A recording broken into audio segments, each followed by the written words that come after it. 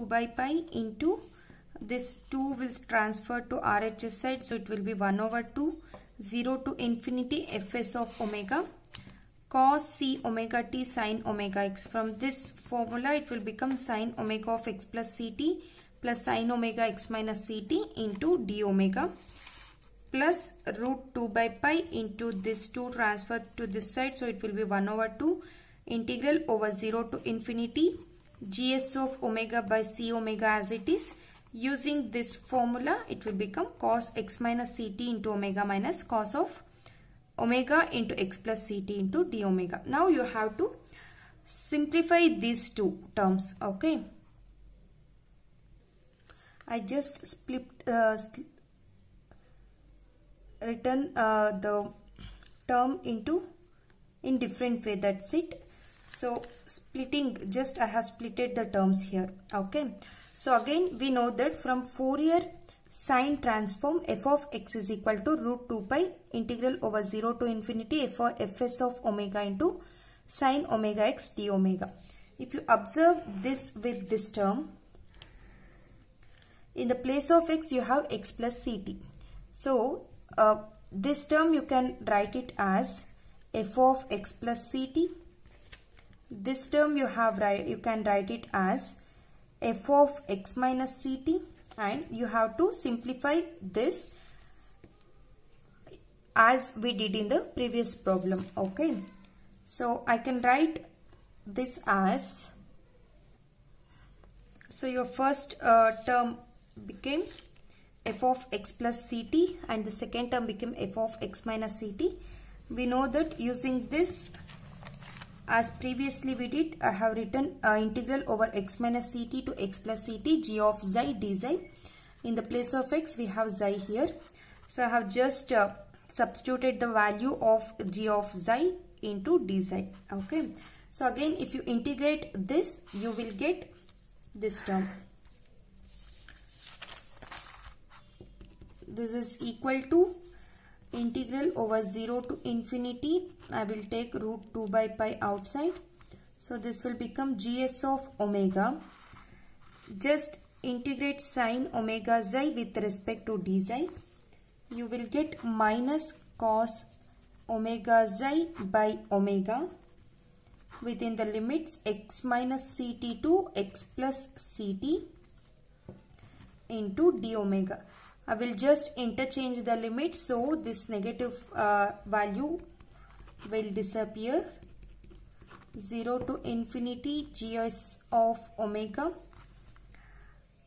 by omega. After substituting limit, this will become cos omega of x minus ct minus cos omega of x plus ct into d omega. You can observe here this term is nothing but this whole term.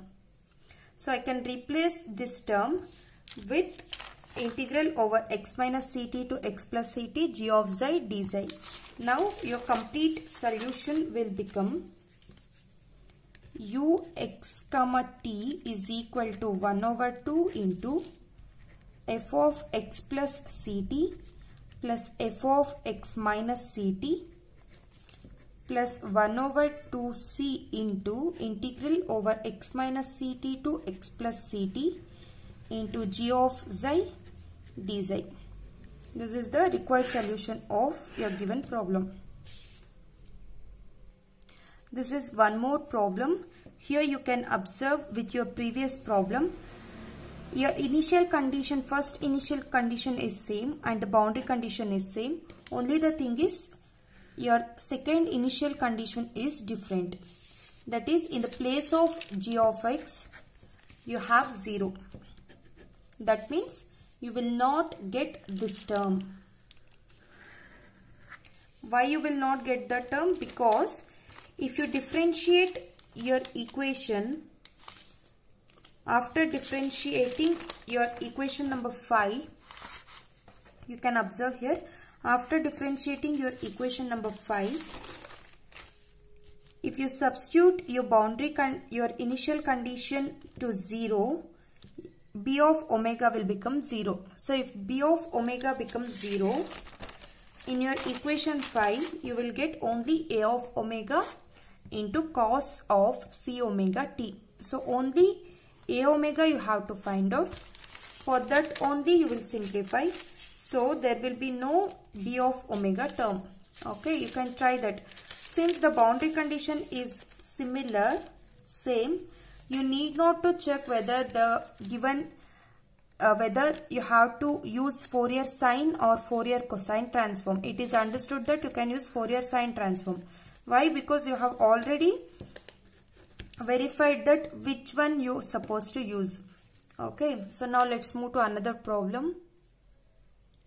This is your next problem, that is u of x utt is equal to c square uxx, which is a wave equation.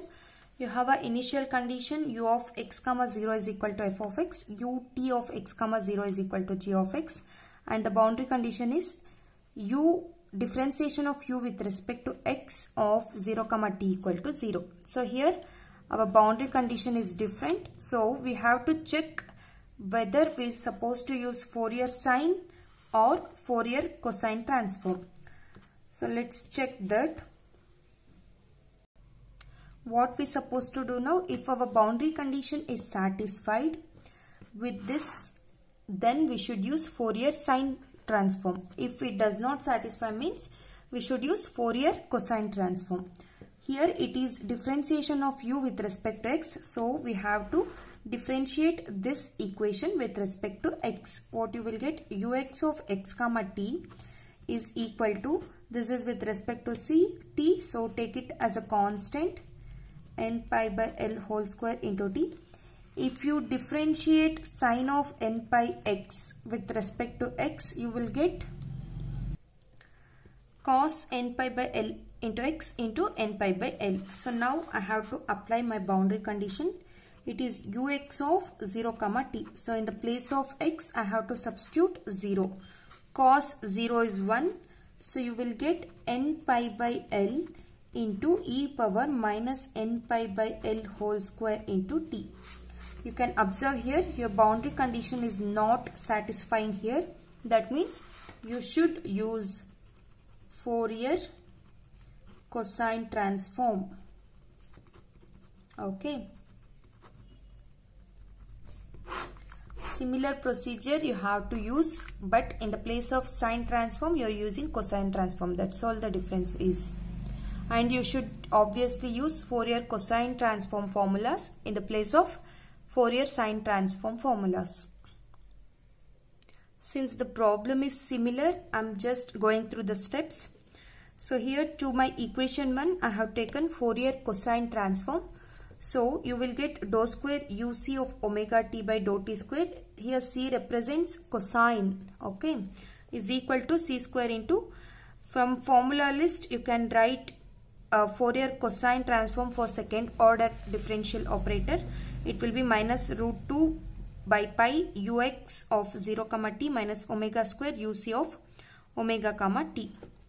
So since f dash is ux, here from boundary condition you have ux of 0 comma t is 0. Apply this, this will be 0. So you will get dou square uc of omega comma t by dou t square is equal to minus c square omega square uc of omega comma t. Again you can take this side to the left side, so it will become plus. For that you can write auxiliary equation. So you will get roots. From that you can write the solution. uc of omega t is equal to cos of c omega t into a of omega plus b of omega into sine of c omega t. I will call this as equation number 5. Now what you have to do, you should use your initial conditions and you should find the value of a of omega as well as b of omega. Before that you have to take Fourier cosine transform to your initial conditions. So if you take Fourier cosine transform to your initial condition, it will become uc of omega comma 0 is equal to fc of omega. After substituting this in your equation number 5, you will get a of omega is equal to fc of omega. Now you have to differentiate your equation number 5 in order to substitute your initial condition equation 3. So you will differentiate with respect to t. You will take Fourier cosine transform to your equation number 3. After substituting, you will get the value of b of omega. So now you have a of omega as well as b of omega. Substitute these two in your equation number 5. Since our solution should be in x and t terms, you have to take inverse Fourier cosine transform to your solution. Now, after taking inverse Fourier cosine transform, your solution will be like fc of omega cos c omega t plus gc of omega by c omega into sin c omega t into cos omega x d omega. Again, you will multiply this cos omega x to both the terms and you will split your integrals. So here it is cos of omega ct cos omega x. So use the formula cos a cos b. Here it is sin omega ct into cos omega x. So use the formula sin a cos b.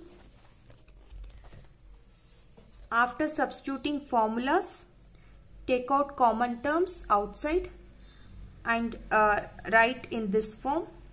So again you can observe here I have just split the integral here. So this is this whole term a part of 1 over 2. It will be f of x plus ct. This term will be f of x minus ct without 1 by 2, that is okay. So now I have to find out what is this term.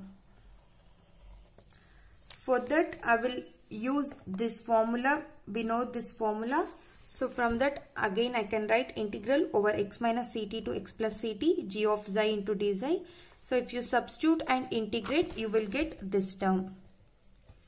So finally you can write u of x comma t is equal to 1 over 2 f of x plus ct plus f of x minus ct plus 1 over 2c into integral over x minus ct to x plus ct g of xi into d xi. Final solution for the given problem. The next problem is, this is the wave equation. They have given initial condition and 2 boundary conditions they have given. But the thing is, till last problem, we were using infinite Fourier series because the x used to varies from 0 to infinity, or x was used to vary from minus infinity to infinity. But here x is from 0 to L. That means here we are considering the restricted domain. L may be 1, 2, 3, anything. If I consider 1, so it will be 0 to 1. X varies from 0 to 1. That means we have a finite boundary. Okay. So for this we have to use finite Fourier sine transform or finite Fourier cosine transform. This is also finite Fourier sine transform. You can check for these two conditions. Okay, I will directly go to the problem. So now let's take finite Fourier transform to this equation number 1. I have set of formulas. Using that formula, I can write Fourier finite sine transform into UTT is equal to c square into Fourier finite sine transform into UXX. So this will be dou square US of, in the place of omega, I will use n here since it is restricted to n. Dou t square is equal to c square into, for second order Fourier finite sine transform, we have formula minus 1 power n pi by L into u of L comma t plus n pi by L into u of 0 comma t minus n square pi square by L square into us of n comma t. Okay. So from given condition, from boundary condition, u of L comma t, this is 0, u of 0 comma t, this is 0. So you will get dou square us of n comma t by dou t square is equal to minus n square pi square by L square into C square US of n comma t. So shift your RHS term to LHS. You will get dou square US by dou t square plus n square pi square C square by L square into US of n comma t is equal to 0. So again you can write this in an auxiliary equation form. M square plus n square pi square C square by L square is equal to 0. So the roots are m is equal to plus or minus I into n pi C by L. So the solution will be US of omega comma t is equal to A of n cos n pi C by L into t plus B of n into sin n pi C by L into t. Again you should use your initial conditions to find out what is A of n and B of n. So for that, first let's take finite Fourier sine transform to your equation number 2 and equation number 3. After that, let's differentiate your equation number 6 with respect to t. So if you take a Fourier sine transform to your equation number 2, that is initial condition, you will get u of n comma 0 is equal to fs of n. So if you substitute this in your equation number 6, since t is 0, sine 0 is 0, so you will get fs of n is equal to a of n. Now differentiate this equation and substitute your initial condition. Then you will get the value of b of n. So I have just differentiate with respect to t. This is my initial condition after taking finite sine transform, Fourier sine transform. So if you substitute this in your equation, in the above equation, you will get, since t is equal to 0, this whole term will be 0. So you will get gs of n is equal to n pi C by L into b of n. So b of n becomes L by n pi C into gs of n. Now you have to substitute b of n and a of n in your equation number 6. So you will get us of n comma t is equal to fs of n into cos n pi C by L into t plus L by n pi C into gs of n into sin n pi C by L into t. Okay. So now what I have to do, I have to take inverse Fourier sine transform to this. So if I take inverse, this will become u of x comma t is equal to, first I will write, okay, for inverse Fourier sine transform we have a formula. Okay. Using this formula, what we will do is we will consider this whole term as fs of n. Here this whole term as fs of n.